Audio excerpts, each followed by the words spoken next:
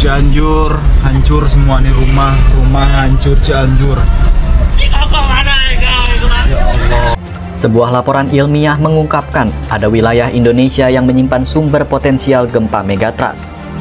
Wilayah itu meliputi selatan Jawa bagian barat dan tenggara Sumatera. Kekuatan gempa itu diperkirakan mencapai magnitudo 8,9 dan dapat memicu tsunami hingga 34 meter. Ketinggian tsunami itu bahkan melebihi tsunami Aceh pada 2004 silam. Ada bocoran dari titah langit kapan terjadinya tsunami, ya. Kapan terjadinya tsunami yang berawal dari gempa megatrust Aurasia dan ulo salam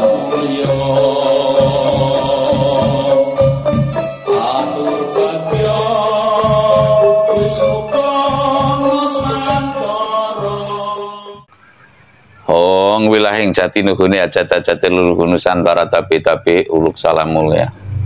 Saya perlu menyampaikannya yang bahwasanya makin hari itu makin santer dari pihak peneliti yang resmi. Ini sudah bukan ramalan lagi, saya bercerita bahwa para peneliti mengatakan akan ada potensi tsunami raksasa di wilayah Selat Sunda. Kalau menurut saya membaca antara Jawa Barat gitu loh, di wilayah Jawa bagian selatan, dan lalu kemarin yang teruraikan itu adalah akan terjadinya potensi tsunami raksasa setinggi 34 meter. Nah, lalu pertanyaannya, apakah ini hanya sekedar berita-berita burung atau ini adalah akan sungguh-sungguh terjadi, ya? Pertanyaannya, apakah ini akan sungguh-sungguh terjadi, apa hanya berita burung? Sebab kalau saya cenderung mengatakan, saya yang mengatakan, andai kata hanya saya atau beberapa orang yang melakoni jalan spiritual, termasuk juga mendapat ilham-ilham tertentu, tentunya banyak yang mencibiri atau wah itu menakut-nakuti. Namun kalau saya meyakini bahwasanya potensi besar tsunami, ya potensi tsunami besar yang saya maksud akan terjadinya sampai 34 meter sesuai dengan para peneliti yang diungkapkan kemarin kurang lebih 7 hari yang lalu. Saya menyatakan apakah itu pasti? Saya menyatakan pasti, ya. Pasti akan terjadi. Namun waktu yang akan terjadi ini kan siapapun tidak bisa memastikan. Namun saya sekali lagi dalam hal ini akan menyampaikan, juga sudah pernah saya buat konten yang bahwasanya ada bocoran dari titah langit kapan terjadinya tsunami, ya. Kapan terjadinya tsunami yang berawal dari gempa megatrust Aurasia dan antara lempengan Indonesia dan Australia, intinya seperti itu. Eurasia atau apa? Karena saya bukan orang literasi, tentunya saya mohon maaf manakala ada kelirunya kata-kata saya, begitu ucapan saya.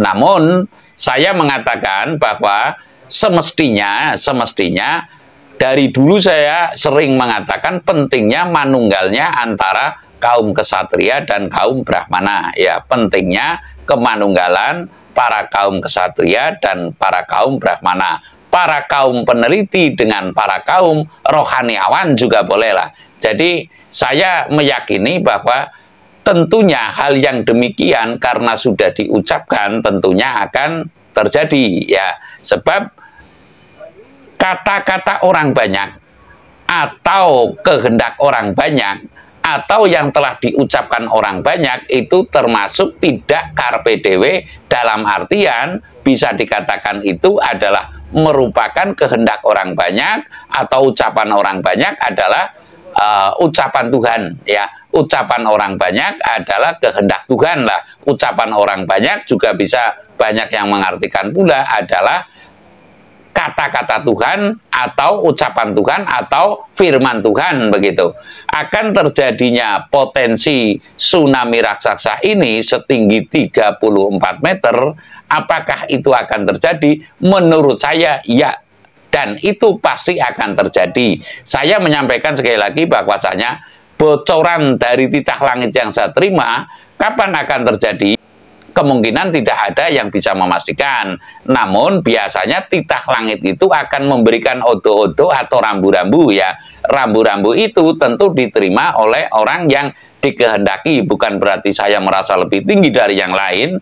Namun saya akan menyampaikan, saya pernah mendapat sebuah wangsit bahwasanya potensi tsunami raksasa ini akan terjadi pada Kafat Nawa. Sekali lagi, Kafat Nawa, yang dimaksud Kafat Nawa menurut saya dan beberapa rekan saya, setelah saya memusyawarahkan lah atau gendu-gendu rasa dengan para rekan spiritual, bahwa Kafat Nawa bisa jadi ditafsirkan K dalam huruf Jawa itu adalah huruf yang kelima. Hari yang jenjemnya 5 atau jumlahnya 5 menurut perhitungan leluhur Jawa adalah hari Minggu.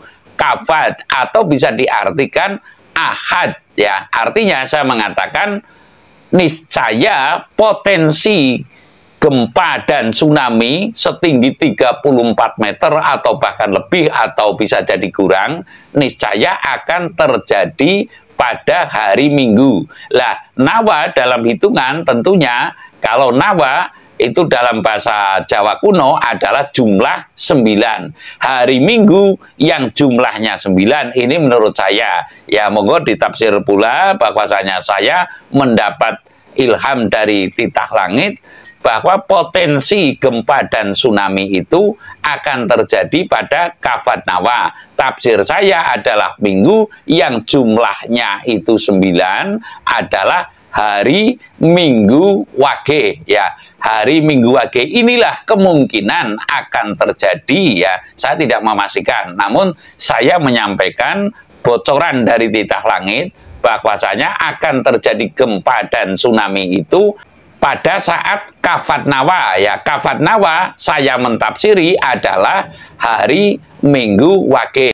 Mengapa Minggu Wage ya? Sebab Minggu itu jumlahnya 5, sedangkan pasaran Wage itu 4, sehingga manakala dijumlah jenjem hari atau jumlah hari dan pasaran, 5 ditambah 4 adalah jumlahnya 9. Minggu itu 5, Wage itu 4, berarti jumlahnya adalah 9. Menurut tafsir saya, Kafat Nawa adalah akan terjadi pada hari Minggu Wage. Lah ini merupakan tafsir dan saya sekali lagi bukan niat menakut-nakuti, namun saya niat menyampaikan ya yang saya dapat dari titah langit. Niscaya sekali lagi ya, niscaya kita patut waspada pada hari Minggu Wage manakala kita sedang berada di tepi laut. Sekali lagi, kita patut waspada pada hari Minggu Wage ya ketika kita berada di tepi laut. Jadi saya mengatakan di sini sekali lagi tidak menakut-nakuti, namun ini memang patut saya sampaikan dan bahkan saya merasa wajib menyampaikan. Saya meyakini kalau potensi gempa dan tsunami besar ini akan terjadi pada hari Minggu Wage. Saya rasa demikian. Terima kasih.